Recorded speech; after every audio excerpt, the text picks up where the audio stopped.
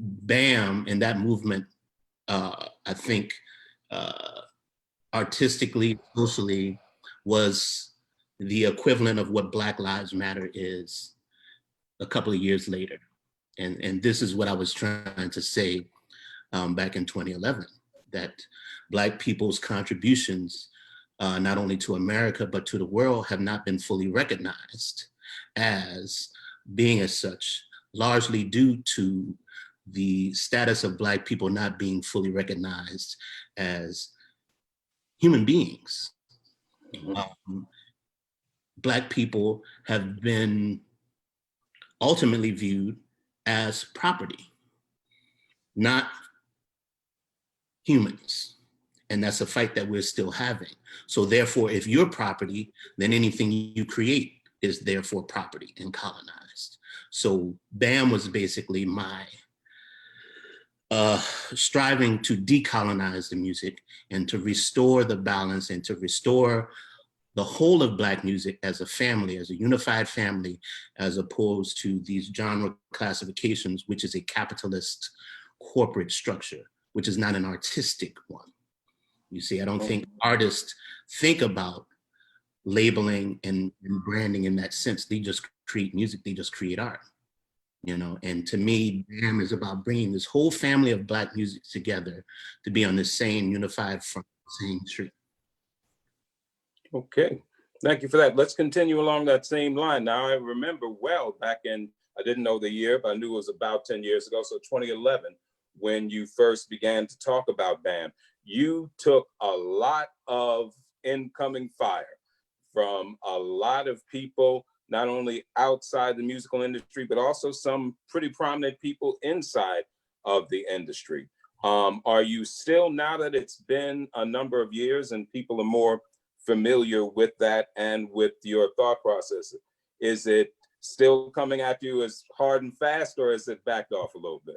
Well, again, Curtis, I think perhaps, and I don't say this arrogantly, but I say that I think I was ahead of my time in 2011. So this is even before Ferguson. This is even before Mike Brown. This is even before Trayvon Martin. This is even before the start of what became known as the Black Lives Matter movement. And even then, when we're talking 2014, we're still talking 6 years ago. And now, just in the wake of George Floyd, we're starting to get the national and international recognition of what Black people's plight is, not only in America, but the world over now. So if from 2014 to 2020, we have just begun to have the conversation, then imagine what it was like in 2011. At the height of the Obama, where basically a lot of Black people thought that we had overcome. And my vibe was we still have a long way to go. That's what I was trying to say almost 10 years ago. And now I see people are finally ready now to have the conversation I wanted to have almost 10 years ago. So. Okay, let's talk at least a little bit, and we're going to stay kind of on this topic, but I want to talk a little bit about your recent music. Now, as I alluded to, and maybe we don't want to talk about age or anything like that, but you have been a part of the music scene for, or at least people have been aware of you musically for about a quarter century now. But I'm not ashamed of it. All right, cool. Because some people get a little upset about that, man. I started playing when I was 4, and I'm a product of a musical family. My dad, Walter Payton, the bass player, sousaphone player. Fine one. Early New Orleans R&B albums like Lee Dorsey's working on The Coal Mine, Aaron Neville, Tell It Like It Is. He's been a part of the fabric and the foundation of New Orleans music since he's pursued it professionally in the 50s. My mom, Maria Payton, played at St. Jude Church, which is one of the foremost Catholic churches in New Orleans. She played piano and organ for many years. She was trained in opera in college. Her father, my grandfather, Harold Herrera, was a pianist, classical pianist. I'm said to have a great uncle who was a string maker, a luthier, and who was a compatriot of Buddy Bolden, who was said to have started so-called jazz. So music goes back quite a ways in my lineage. Okay. Let's talk about your own music. So I remember from those first days, those Verve albums, they are light years away from what you're doing now. And we'll certainly get into talking about your latest album, Maestro Rhythm Kings, which is coming up. And I heard it's going to be your first LP of your own out on your own label on Payton. But let's talk about the evolution from what you were doing back then from this around the time of From This Moment On till now. Did you feel any pressure back then in the major label days to produce a certain type of music, or did you have any artistic freedom at all back then? I had ultimate artistic freedom, and I think every artist does. I think every artist has artistic freedom because no one can necessarily make you play or record anything you don't want to. And I exercise those freedoms. Even then, in those Verve days, I was leaning towards this, which that first Verve album, From This Moment. You may notice the inclusion of electric guitar and vibraphone, which are very lush, electrical sounding instruments. I was always pointing towards this, even then, even like my arrangement of When the Saints Go Marching In, which has lush underpinning of funk and soul music. So it's always been a part of what I've done, but there were two things. One, I wanted to firmly establish myself as a student and in the lineage of acoustic straight ahead music. I was still figuring out the works, the earlier works of people like Miles Davis and like, let's say, Clifford Brown and Charlie Parker and all those things. And very early on, I got a lot of comparisons to Louis Armstrong. I think some because of my upbringing in New Orleans, because I would say to look somewhat like him, because I played trumpet and I was sort of branded as a traditionalist. Really, to me, the whole thing was I was studying a certain part of the lineage and the music and trying to establish myself in those roots. And really, when Verve signed me, they had the whole time wanted me to do some kind of Louis Armstrong tribute because there was so much in the press about me being the second coming of Armstrong. But I put that off for many years and focused on my band, doing albums like Gumbo Nouveau, which was my interpretation of the works. I always figured out a way to pay deference to the earlier works, but do it with a modern edge or flair. Payton's Place, Nick at Night, which I really had to fight for. And if you notice, most of my albums at that time have my band. My main band consisted of Adonis Rose on drums. We were schoolmates in New Orleans. And Rogers on bass, Anthony Wanzi on piano, and they were all classmates at Berkeley in Boston, Berkeley College of Music. And Tim Warfield on saxophone, also Jesse Davis on alto, who's another New Orleans. And that early part of my catalog was about reestablishing a connection to the lineage, being a young man in the 90s where most of the people my age were playing and listening to hip hop or R&B. It was sort of a foreign thing for me to be delving into the catalog and the works of people 50, 60, 70 years my senior.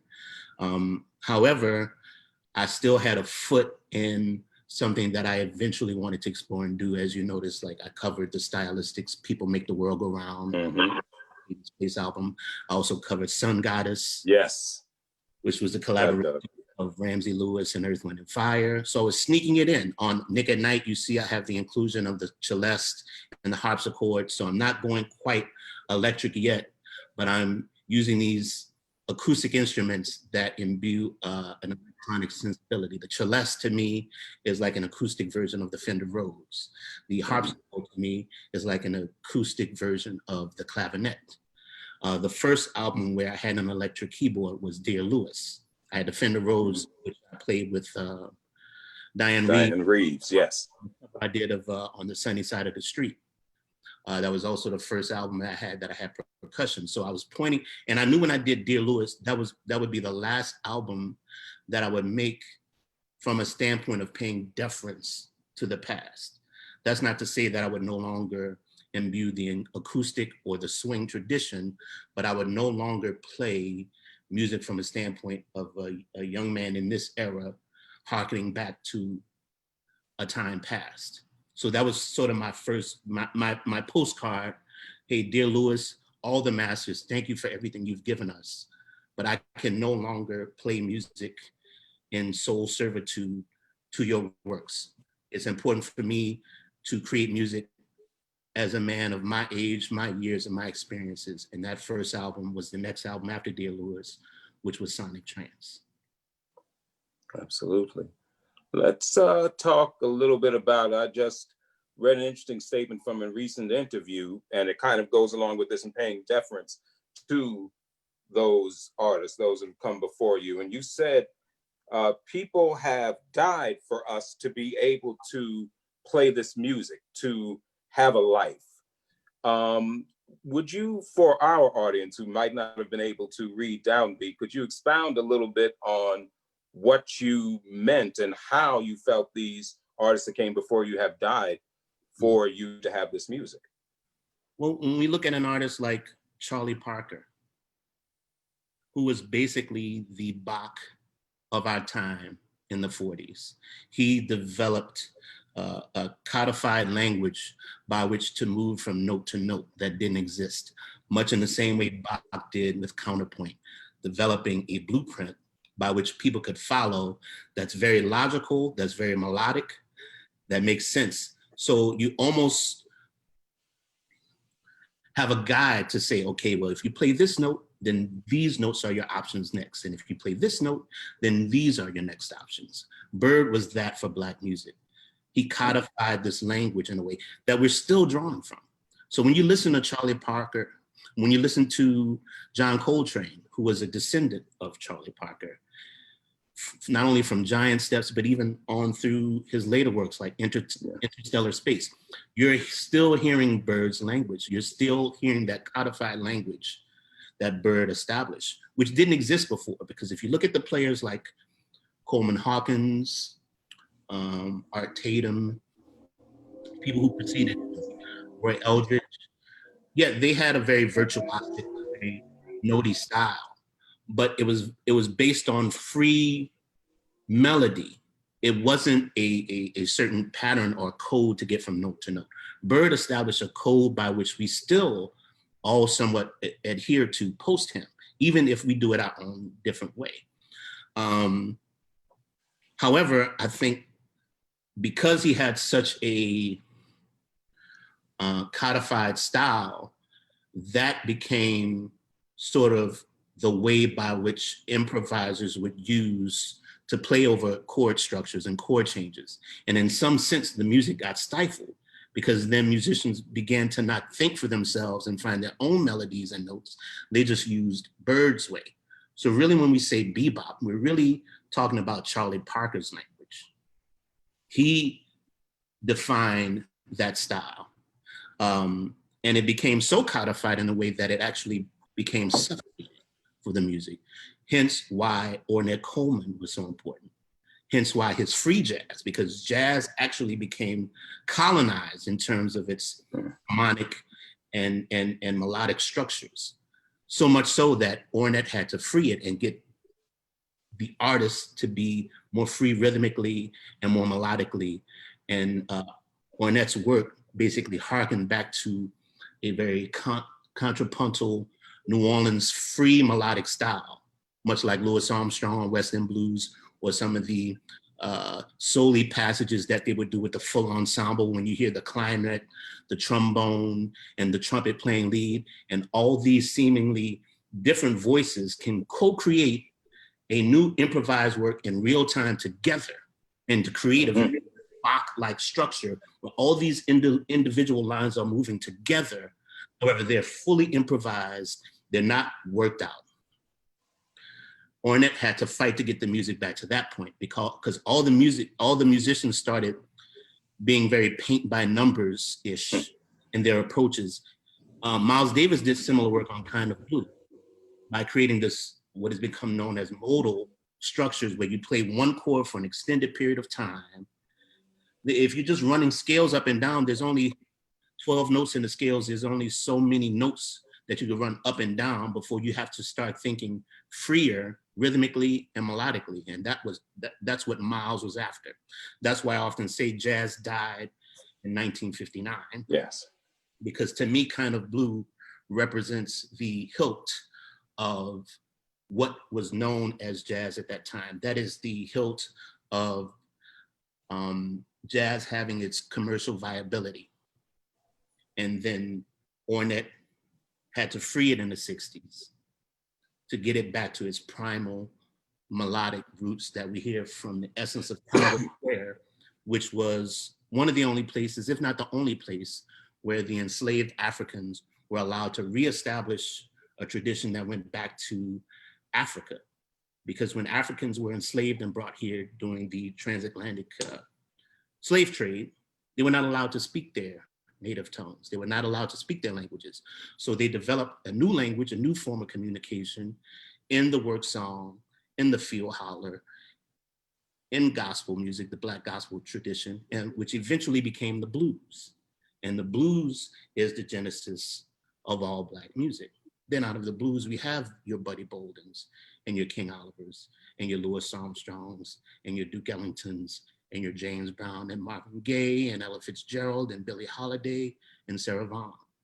The link there is the blues. As it always is. It always gets back to that. Yes, sir. So basically, to wrap that up, the blues go ahead, man. is a language. Yes, it's entertaining, and yet it's fun, and you can dance to it, and it is cathartic. But it's not just that. It is also a way of Black people, so-called Black people, and Africans reconnecting to a lineage which colonization sought to destroy. And we shared it with the world. See, a lot of people take the BAM movement or me saying Black American music as a way of drawing a line in the sand and saying who can or can't play it. No, it's not saying that at all. It's recognizing the roots and saying, hey, these people died to play this music. Charlie Parker ultimately died of self-medicating and a broken heart because he was the Bach of our time. They took away his cabaret card, which in that time, New York made a mandate where you had to have a cabaret card to play in the city. Without that, we all know New York to be the epicenter of its time. They took away his card. They took away Bach's card and his ability to make money to feed his wife and his children. How hurtful must that be? If you take away Picasso's paintbrushes and say you can't create a work. They did that to Bird.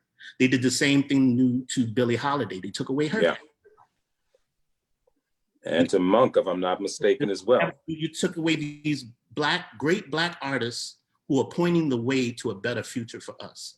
Who are the first people, Black people post-colonization, that the whole world had to reckon with as on the same level as your Bachs and your Beethovens and your Picassos and your Stravinskys. They were the ones who were kicking the door down.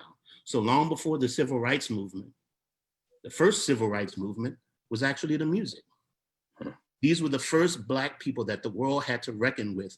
Maybe these Black people aren't as savage as the imagery we've been sold. So I believe these artists died of broken hearts. They died feeling not loved enough and self-medicated as a means of numbing the pain and trying to cope. So yeah, people died for us to have this right to play this music. And I think it's important to recognize that. And again, it's not about saying who can or can't play it, but it's important to know where it's coming from. When you want to eat pizza or spaghetti, you're going to go to an Italian restaurant and you don't feel disrespect. You don't feel not included because it's clearly Italian. When you want to play mariachi music, you want to go to the source, which we all acknowledge is Mexican. When you want to approach or play Celtic music, you know that comes from the Irish. So why when you say Black music, people feel like, well, no, it's European this and that and the other. First of all, I want to dispel this notion that so-called jazz is a hybridization of African rhythms and European harmonies. I find that to be very racist. Because first of all, it's saying like, oh yeah, you Black people, y'all can do rhythms. It's primal, it's African. We know you can play the drums, but these notes, this harmony, which is often associated with being high-minded and intelligent, come from Europe. First of all, Europeans didn't create harmony. Harmony exists in nature. The overtones exist in nature. We have sounds and vibrations and energy all around us. The birds sing, okay? And if we really want to look at it, Africans are the first civilization. We created the idea of instruments and music. So how far you want to take it? Certainly Europeans weren't the first people to put two notes together. And again, yes, we use some of the instruments that they made advents of, like the well-tempered clavier or so forth. However, just because you have the same notes does not make it the same chord. Just because a word is spelled a certain way in English and you have that same word in other languages doesn't mean it means the same thing or is the same function. One example is the dominant 7th chord, which to me is the essence of the blues. In classical music in a certain period, the dominant 7th chord was typically a leading chord. That 7th dissonant tone had a tendency to resolve to the 3rd, like a cadence. In Black music, that dominant 7th, that dissonance was able to be sustained. We hear that in music like Jungle Blues by Jelly Roll Morton. That's the foundation, that dissonance, which has the minor 3rd, and it also has the minor 5th, the tritone, the flatted 5, which is the hallmark of the blues. That's our home base. So same notes, not necessarily the same chord. And that became affirmed when I wrote my first symphonic work, the Black American Symphony. And I started working with these orchestras, and a lot of these chords that they try to say Black people took from Debussy and forth. I remember getting together with the harpists, and it was the same sharp 9 chords that they attribute to Duke Ellington stealing from Debussy. And it was the same chord. And she was like, well, yeah, I just wanted to get together with you beforehand because I'm not used to playing, and she said, I'm not used to playing these jazz harmonies.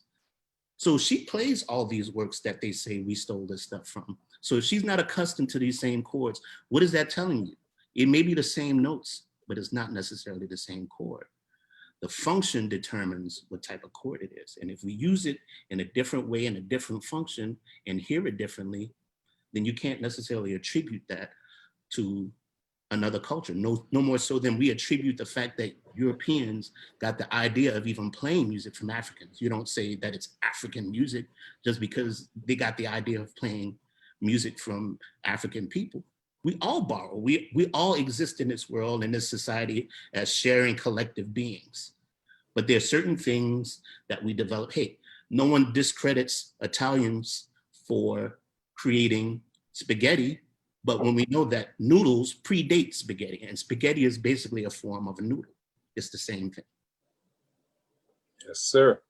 Let's talk a little bit about your music now, to where we are here, 2020, even starting out with your latest project, Maestro Rhythm Kings. Now, noticed on many of your more recent projects, we hear less of what people associate you with, and that is the trumpet. And on Maestro Rhythm Kings, a fine album that I've heard, it has, to me, at least to these untrained ears, a sort of romantic bent, and I noticed how you said you were influenced by Sly Stone and Leon Ware on this album. One name a lot of people are familiar with, and the other they may not be. Can we talk a little bit about the Sly Stone influence and Leon Ware and Maestro Rhythm King? Sure. Well, basically, I called the album Maestro Rhythm King because I employed the same drum machine that Sly Stone used on his There's a Riot Going On. Created in, I think, the 60s. And if you're unfamiliar with the sound, it sort of sounds like if you grew up in a house that has these old organs and they have the preset of polka or disco or cha-cha or samba, the beats kind of sound like that. But Sly Stone was one of the first artists to take these sort of tepid, repetitive beats and make them funky. So much so he called Battery 100. He called it the funk box. So my feeling was that I would like to create an album that brings that sound, this very antique, boutique, vintage 60s sound into a modern context. And because we're in a similar political dynamic when Sly made There's a Riot Going On, which was an answer to Marvin Gaye's What's Going On? And Sly was like, there's a riot going on. A riot going on, yeah. This is the same thing I'm saying now with Maestro Rhythm King. It's like, yeah, the riot is still going on. So I want to bring that sound of there's a riot going on and reframe it and recontextualize it to a modern sensibility. Leon Ware also used the device on some of his demos. And Leon Ware to me is like the master of the 4-bar progression, where he packs so much information and so much chords and basically create what would normally be associated with the 12-bar blues structure and 4 bars. So I'm always trying to figure out how can I pack this 12-bar blues form into 1 bar, 2 bars, 3 bars, 4 bars to make less mean more. But to also answer your feeling that I'm getting away from my traditional or acoustic roots, right? I vacillate. I always try to make my projects so that they're well balanced overall. So when I look at my catalog, I'm not just looking from album to album. I'm looking at the album you first referenced, From This Moment, my first album, to Gumbo Nouveau. I'm trying to look at all the things I've done. And one thing I never want to do is make the same album over and over again. When I've explored certain territory, when I've put a certain sound forth, I don't necessarily feel a need to do that anymore. Much like if I'm a painter and I've painted a certain thing, I don't need to paint it again.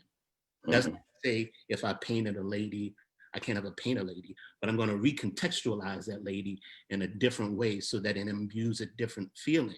So I still play acoustic straight ahead music. I still play bebop. I still play chord changes. And I tried to make that known on the album that I did with Peter and Kenny Washington, Relaxing with at Smoke. So for all you naysayers and for all the people who think I can't swing anymore, or I can't play standards anymore, or I don't, here, yes, I still do it.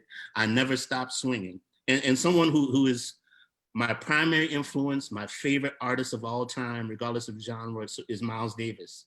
Yeah. And one thing, no judgment to his work, I think when Miles started playing more youth-orientated or electronic works, he sort of never went back to those acoustic forms anymore. And my thing is, I'm always swinging. Every album I do, there's always that underpinning. There's always that thing going on. I've never left my roots, but I want it to be more inclusive. So again, I feel like, okay, on Relaxing with Nick, I satisfy all those people who just want to hear me play T for Two, or I hear T. Yes, I can still do it. I still love it. And I'm going to get two of the most swingingest artists of our times. But I'm also going to recontextualize them in a way because they do so much more than what they're given credit for, the Washingtons. You know, Kenny Washington grew up in the 60s and 70s. He grew up listening to Stevie and Earth, Wind and Fire, just like everybody else. He loves that music too. So to have had their respect, especially Kenny Washington, who's kind of known as been labeled as a staunch traditionalist who doesn't do anything but swing music. And for him to be like, hey, Nicholas, whatever you want to do, just tell me. That means the world to me because I grew up respecting and listening to Kenny Washington and Peter Washington. And I don't feel they've been given their just due, not only what they're known for, but the breadth of stuff that they can do. So to have Kenny Washington possibly play on the first album that he did with hip hop samples and loops and this kind of thing, like, yeah, K-Wash can do it too. So can Peter Washington. And again, strategically, you know, satisfying the people who feel like they haven't heard that from me. I've never stopped swinging. I never will stop swinging. And one thing, absolutely, one thing I admire about that album is, and I know you've done it on a lot of your recent work, is the fact since it was live, I know you were comping behind yourself a lot of times as you played trumpet. That was also the keyboardist. For those of you who might have heard the album and wondering why it wasn't somebody separate credited, well, that was also Mr. Payton doing double work there. When or how long, should I ask instead, how long have you been doing something like that, working both on trumpet and on keys, be it piano or keys at the same time? Great question. I started doing it around 2006 at a club in New Orleans called Snug Harbor. Okay. Got tripped up there. I started doing it in 2006 at a club called Snug Harbor, where I started playing keyboards and comping for myself. Mainly, it became an effort of function. At that time, well, one, I wanted to establish a space in New Orleans. Again, this was after the flood, which became known as Katrina. Yeah. Places were closing early. There was early curfews. There were no places to really hang late, not only for musicians to go post gig, but for people. And New Orleans is known as a party city, a late 24-hour city. And I told Snug, they normally had sets at 8 and 10. Like, look, let's start a midnight set. There was usually a partition between the music room and the bar. I said, take that wall down. I wanted to go straight back from the stage all the way to the front door. Let's not charge an admission because we're in a depressed economic state. I want people who can't maybe afford to go to clubs and maybe even pay a $5 cover, which might make a difference. It might be the difference in a meal for you. Feel free to come and listen to some music. I want musicians after their gig to have a place to come have a drink and hang and come sit in. So I started that set then as a service to the community, one. Two, at that time, I was working on some harmonic devices which seemed to trip a lot of piano players up. And when I would start playing very weird things, one or two things would happen. They would either get freaked out and stop playing and the bottom would fall out, or they would try to make my weird notes fit. And I was like, no, I want this rub. It's almost the musical equivalent of, you've seen a Picasso, right? You know how he would displace an eye on a face, put it somewhere where it shouldn't belong on the eye line. And that created this distorted perception that gave the piece character. I found pianists were putting my eye on the eye line. It's like, no, let my weird note be where it is. I'm creating this dissonance to make a statement. So I grew frustrated with piano players either not playing at all or trying to correct my wrong notes. So I said, I'm going to play for myself because minimally I won't get in my own way. And it became increasingly important for me to be a part of the music the whole time. So I just hated the idea of, like, how many great trumpet players have there been? At this point, we were doing with almost 100 years of recorded music. So many people have been great trumpet players, but how many people have been trumpet players, not only playing keyboards themselves? Obviously Dizzy and Miles, they did that on albums, but playing while they're playing. And Miles used to do that a little bit. So it's like, let me take a little bit of that and make that a thing, because the lane of trumpet players being great is long, but the line of trumpet players who count for themselves simultaneously, or musicians who count for themselves while they're improvising, I can be at the precipice and at the vanguard of creating a new language. Now, when I first started doing that, there was a lot of pushback from it. And that's always the case. Just like when I first started talking about BAM. It's a short line. It takes people a while to catch up. I've had to talk about it 10 years until now for people to finally get to a space where they're ready to even have the conversation. I had to play trumpet and keyboards for 10 years before people were ready and to be in a space where they can accept that. And I feel like jazz is a large part of that, because jazz, to me, this should be like, at minimally, even just on a purely cosmetic level, it should be like a parlor trick. Like, hey, look at this guy. He's playing two instruments at the same time. Why isn't this looked at as an asset? Why are they diminishing me to make me feel fit in a construct. I'm trying to create a new culture. And oftentimes that's not accepted. Hey, when Train first came out with Impressions and My Favorite Thing, they didn't necessarily want to hear that. By the time he got to Ascension. yeah, or that, whatever, then they wanted to hear, why don't you play My Favorite Thing? Like you got to, people playing catch up with Monk.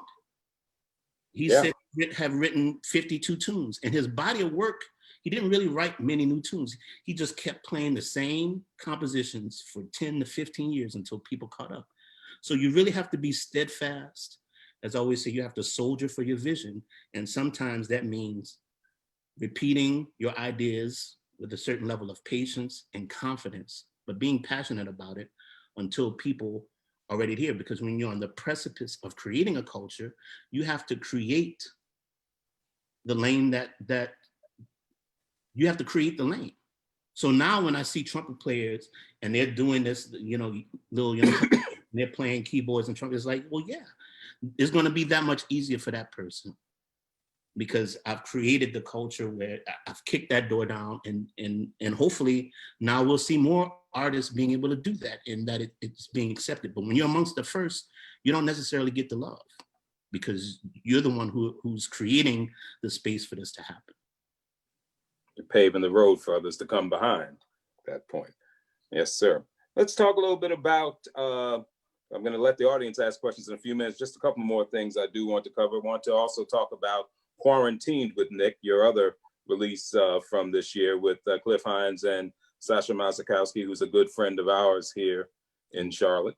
And talk about that music. First of all, as I've said, and I don't know if Lonnie has it, it has my favorite cover. As I told you yesterday, brother, it's my favorite cover, definitely, of 2020 so far. And just want to ask around that. Was this music that has actually been created since our so-called quarantine, or is that something that came before and you just decided to add that title? No, this happened all within the space of the first 2 weeks of the lockdown. Mm-hmm. We went into record mode on Friday, March 13th, which was the weekend before the quarantine became formalized. And actually, I dropped the cover before we got together. And some people thought it was a spoof or a joke, because if you look at my Relaxing with Nick cover, it's the same branding as Smoke Records. And I called Paul Stash, who is the proprietor of Smoke, and I said, yo, you mind if I spoof this album? He was like, it's totally cool. So I did Relaxing with Nick, which was the very straight ahead acoustic album. And there's like the answer to that was Quarantine with Nick, which I'm in a hazmat suit and goes against the very straight ahead acoustic nature, whatever. This is a very electronic beat driven album. And we basically holed up in my home studio, which is a dining room I made into a music room, and recorded for 2 days, like 5-hour sessions, and recorded the album as you see in sequence. The whole album is as you hear it on the album, all 10 or so tunes are in the same sequence we recorded them. Not a lot of takes. There were maybe a false starter here or there, but basically what you hear on the album is the same sequence that we recorded it in. That's why a lot of the songs are so long. They average on 10 minutes plus. Very little post-production, very little overdubbing outside of time. What you're hearing is the work as it was created in real time. Quick question I asked on this same album, just from a personal standpoint, because my favorite jam on that one is Bird Flu. You know, I love not only the play on words in the title, but everything, the knowledge is being dropped all through it. Now, who is the cat who you sampled in, who's talking about the whole idea of animals, if animals ever got hip to us, you know, and what they're doing? Who is that on that? That's the dude called KT, the Arch Degree. And I actually got hit to him through a friend of mine, great musician, artist, guitarist you might know, Kevin Eubanks. Yes. Oh, yeah. Kevin sent me a link of this guy, and I had honestly never heard of him before. And I checked out his YouTube, and he was breaking down coronavirus and where he felt these viruses get started through animals and the mistreatment of animals and so forth. He gets into a whole thing. And much like my works like Afro-Caribbean Mixtape, Even Relaxing with Nick, where I've begun to voice samples of other people saying a lot of the same things that I think, but sometimes people take things differently when you reference other sources. Like Max Roach, yeah. Yeah. On Jazz the Four-Letter Word, yeah. It's not just me saying it. I didn't come out of the blue sky making these things up. Mm-hmm. There's a history and a lineage of these things that I seek to put forth. So yeah, throughout the album, I use voice samples of even Neil deGrasse Tyson, who's a very respected scientist in his own right, and so forth.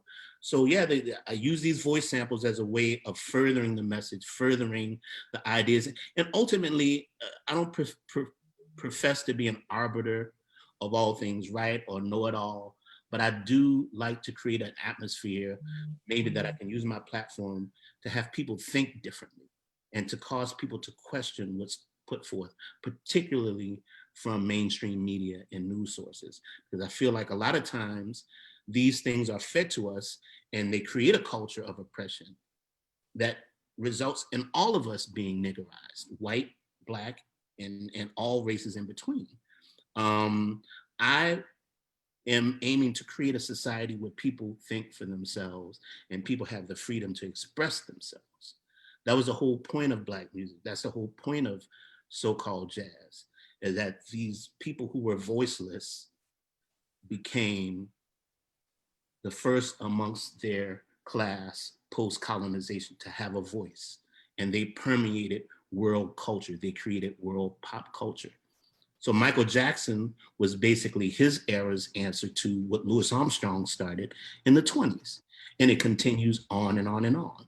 Just like we have Drake and Rihanna and Beyonce. This tradition continues, even if we're talking about white artists like Justin Timberlake or Katy Perry or Taylor Swift. They play Black music too. All these people play Black music. World pop culture is Black culture. So the whole thing, I think, as a society, we're saying as Black people is you love our music, you love our swag, you love the way we dress, you love our food, you love the way we talk, then love us because we're the people created. And until you love the people, don't separate our works, don't separate what you feel are hallmarks of our culture while denigrating who we are as people. There's this large chasm that I'm seeking to heal this, and saying that we are the people who create most of the things that make life enjoyable.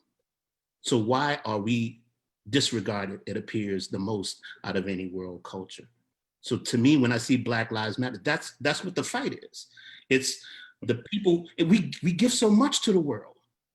We never want to, and maybe to our detriment, we're so loving of a people that we never even seek to do to the oppressor what the oppressor has done to us. And I think the fear is that the oppressor, who thinks like an oppressor, fears that, well, if they get free, we know there's retribution to pay. And there's not going to be, because we just don't have that in us. We just want to not be effed with. We want to be able to have our kids not have to feel fear when the police comes patrolling through their neighborhood. To have to hide behind a car. I just saw a video today of a kid.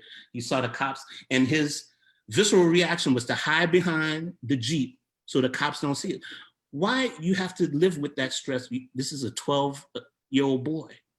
What are the cumulative effects of having that fear instilled in you, that you know you're public enemy number one, that you're a target, that you don't view police as a savior or protector, that they're the enemy, they're a militaristic force designed to snuff you out. So we need to heal these ills that permeate the basis and the very foundation of our culture. Well said, sir. Appreciate that. Can I know we're near the end of our time. Can I impose upon you for about 10 more minutes to allow 15, some questions 20, for the audience? It needs to be. I don't really have anywhere to go, so yeah, I'm here. So, all right, I appreciate you, brother, for that. So Lonnie, do we have questions at this point? Because I could go on talking forever, but I've got to, at this point, I'm just loving this conversation, man. You know, I've been waiting for for years for us just to kick it like this, but I'm gonna not be selfish. Lonnie, I'm gonna turn it over to questions you might have from our audience. Yes, I have a question from Thomas Taylor. Okay, Thomas Brother asks, Taylor. all right, he says, you play all instruments very well. Is there a specific instrument that you resonate with primarily or initially? Nick. Well, thank you, Thomas. I don't play all instruments very well. I play a lot of them. Guitar is like kryptonite for me. You have not, and you may not ever hear me play guitar, live or otherwise. But I have a good understanding of bass, drums, keyboards, maybe play some saxophone and low brass like trombone and tuba. I think trumpet perhaps resonates with my soul the most. There's something that when I was 4 years old, it spoke to me. Little known secret, my first instrument was actually violin when I was 4. My father started me on Suzuki method. And basically I stopped because I thought violin was not such a cool instrument, especially to be walking through the hood with. And I said I wanted to play the trumpet, and could be because I grew up in a town that's so synonymous with the greatest trumpet playing we've heard in the 20th century and beyond. But there's just something that spoke to me because it's in a similar range as the violin. You think about it, similar range as the guitar. It can be a very beautiful, subtle, sexy instrument, but you can also tear through a room and peel the paint off a back wall. A call to arms. And in the Bible, some of its most glorious and revelatory passages are about a trumpet sounding. So there's something about it that's a call to action. And I loved that wide dynamic range of the trumpet. So when I was 4, I told my dad, I want to play the trumpet. And he got me one for Christmas that year of my 4th year. Okay, thank you. Lonnie, another question. Yes, this one is from Brad Davis, and this is regarding education. He says, I am a high school band director. Through my whole teaching career,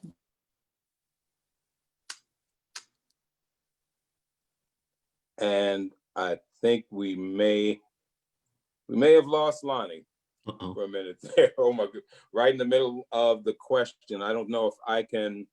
Can you hear me?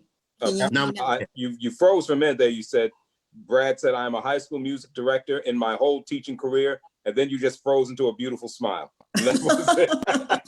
Okay. So Brad is a band director.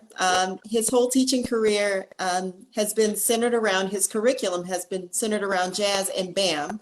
That's been at the cornerstone and teaching his students.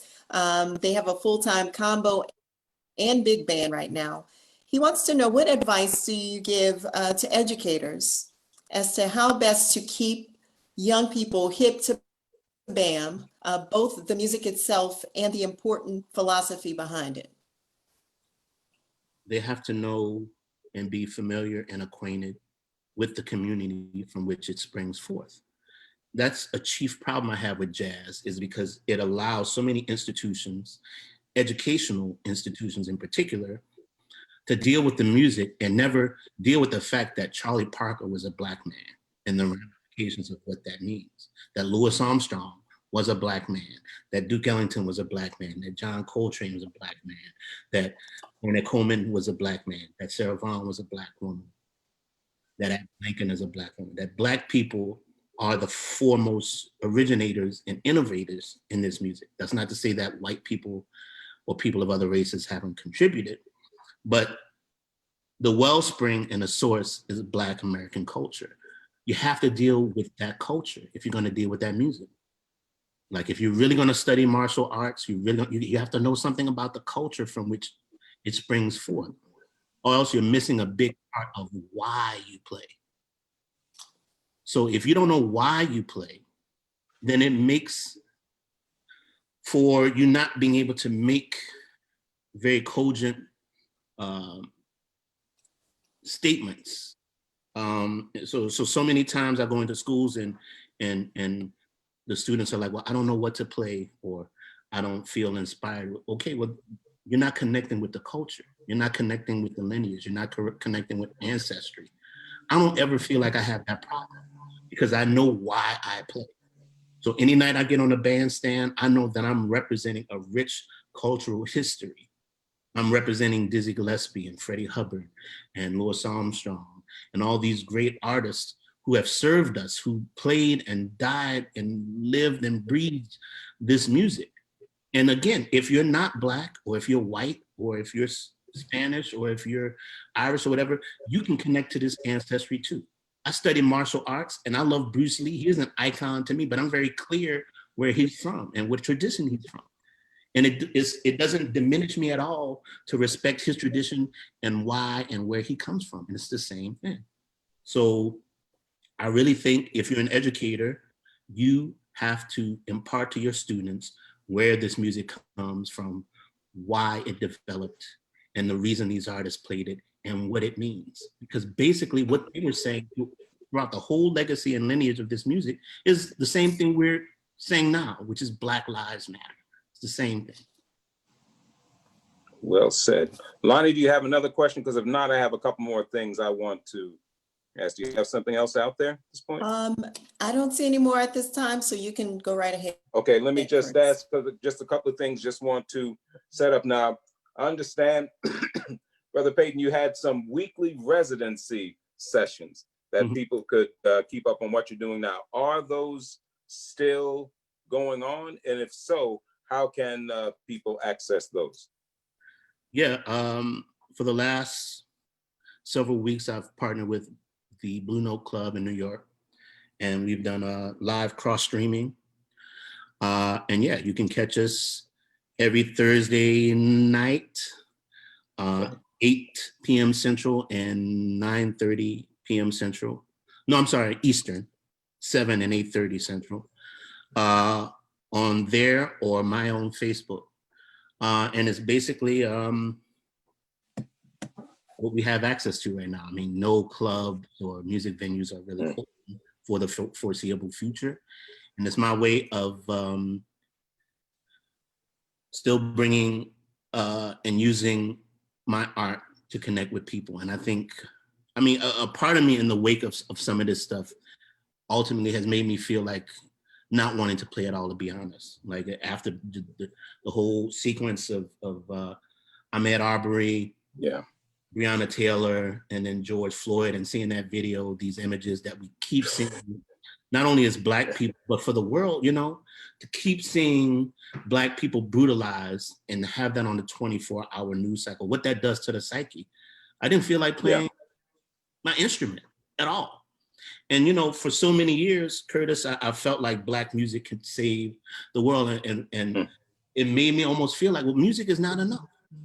It don't matter how much great music we've given to the world. It doesn't matter how we've provided this balm for the whole world, even though we have not yet to be received.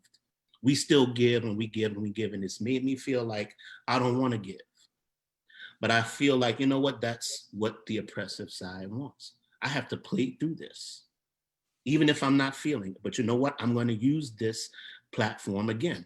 I'm going to go to the works of James Baldwin and Angela Davis and use the works of Patrice Rushen and Erykah Badu and Michael Jackson and so forth to keep perpetuating this music of what they said. And really, if there ever was a time we need it, now is that time. So it's not about me personally. I have to keep playing. Not necessarily to entertain, but to educate. So now is a platform and the world is listening. So I would be remiss if I don't use this opportunity in my platform to not do it, even as hard as, even though I feel like throwing my trumpet in the river because I'm angry. Yeah. But I can't do that right now, especially. So all the things that I've worked towards, and as you said, all the critiques and the controversy that I've suffered for the last almost 10 years for BAM, now is that time. This is that time that I worked towards almost 10 years ago to get to. So right now, more than ever, I need to use my voice and my platform because this is the moment that I've waited for my whole life, really. So now is the time, like Charlie Parker said, now's the time. It ain't the time to sulk in my feelings. It ain't the time to let anger consume my soul and to not use my voice, because to me, really, if there's an enemy, that's what the enemy wants. So now I'm going to rail and go even harder for the things that I fought for, because again, there's no better time than now. And we don't know if this moment will come again or not. So I have to play through this. If not for me, for the world. In my little small pocket, whatever pocket of influence that I can have, whatever my platform is, I need to use that. And I'm going to use that platform to espouse the things that I've worked so hard and so tirelessly, and my ancestors and my lineage. Now is the time to bring that forth, because that's why I'm here. I want my life to mean something, especially in the light of the lives of the Black men and women that have been lost, who can't speak. Then I need to try to speak for them as best that I can right now. And you do well, my brother. You certainly do. I think we might have lost Lonnie, but I'm just going to do a few wrap-up things while she's trying to make her way back I'm here. in. Oh, no, okay. You fell off my screen, so I got I said, okay, got it under control, though. But I want to make sure that everyone is aware of Mr. Payton's label and his website. His label, Paytone Records, and that's Paytone, where you can keep up to on whatever it is that he's producing, his latest projects, and that's the best place where you can find his first LP that his label is releasing. Once again, Maestro Rhythm Kings that we've talked about, fascinating work on which I believe he plays all instruments. So we talk about him playing instruments well. You'll get to hear him play all of them on that excellent brand new release. The vinyl version has not come out. For those of you who don't have vinyl capability, then you can, excuse me, you can order the downloads from Mr. Payton at the site, but you can also order a copy of the first vinyl release, which will be released shortly. Also, you can get copies of Quarantine with Nick, the outstanding Afro-Caribbean mixtape is also available there, and there's other projects. And hopefully, when you get to What Is Too Black with that killer Jerry Allen tune that I've heard you got coming up, I want to hear that one as well. So your website, sir, just to make sure I don't get it wrong, what is your website for people to go to? NicholasPayton.com. NicholasPayton.com. That's the hub for Paytone Records and everything else.